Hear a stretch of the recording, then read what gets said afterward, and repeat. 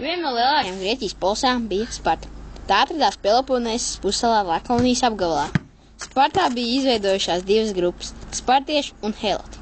Pastāv uzskats, ka heloti bija senākie Lakonijas iedzīvotāji, kurus iekaroja ienācēji spartieši.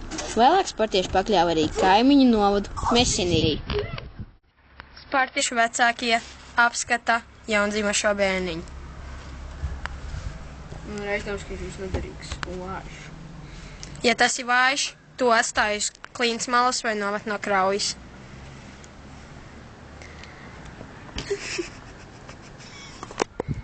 Bērni, kuri nebija vāji, tika skoloti speciālās kara skolās. 7 gadu vecumā zēns nodeva audzināšanai kara skolā.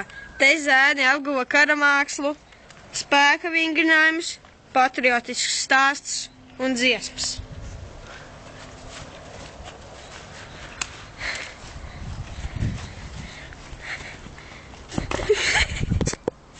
Zēni staigāja basām kājām un gulēja uz pašu sarūpētas guļvietas.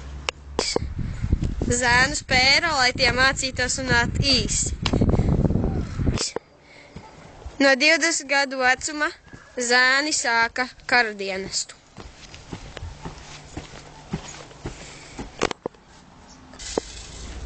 Apmēram 9000 spartiešu ģimenes pārvaldīja un aizsargāja valsti, bet heloti,